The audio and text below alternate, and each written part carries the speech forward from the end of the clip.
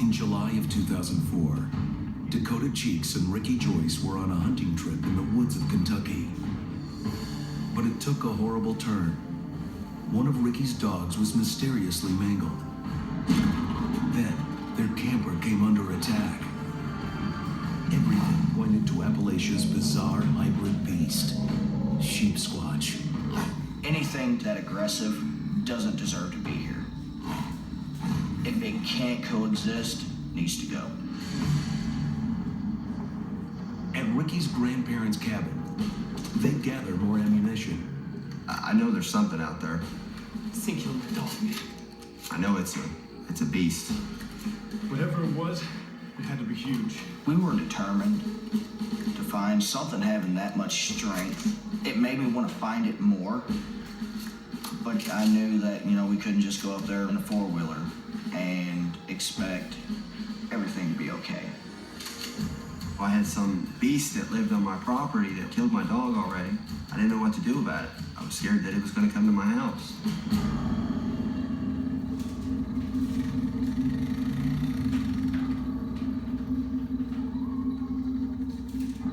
With guns loaded, Ricky and Dakota head back into the woods. They crossed through a cemetery and entered an open field. Your mind is telling you, 1,000 times, don't let him go. But ultimately, you begin to share his passion of, get it. Just be really careful, but get it.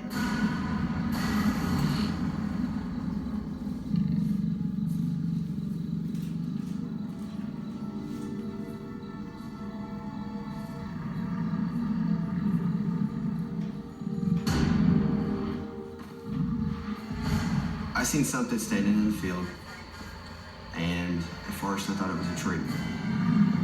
It was tall, but it was also kind of hunched over a little bit. It was big, it was white.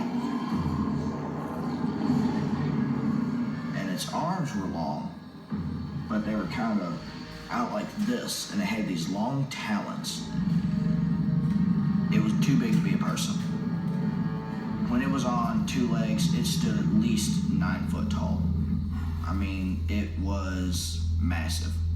When it noticed us, it let out this just ungodly, gut-curling growl. It came straight at us.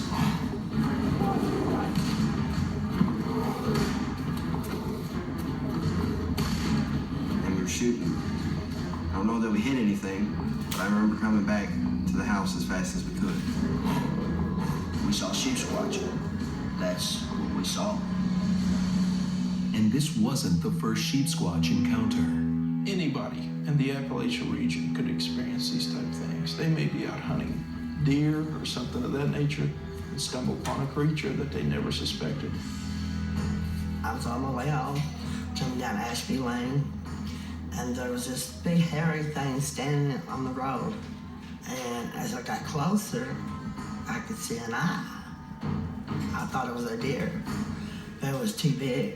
Some kind of sheep thing with horns. Ever since I was a little girl, I've always heard stories of the creepy things in the woods. I've always heard of Bigfoot, always heard of sheep squatch. Even when Daniel Boone was around, they talked about this area being very mysterious. They would not hardly venture there due to certain things, I guess they called it a mysterious ground or something of that nature. So it's got a history that dates back all the way to Native American times. From their description, it's clear Dakota and Ricky had stumbled into monster country.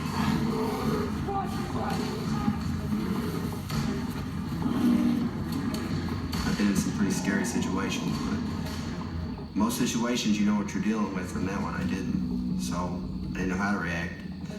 That's quite possibly the scariest moment of my life. Yeah, man, let's get this stuff packed. It's about 2 hours to get there. Yeah. As a kid, you're not really sure what's in the dark. Once you see what's just beyond the light is when you realize that all your innocence is gone. It made me believe in the unbelievable.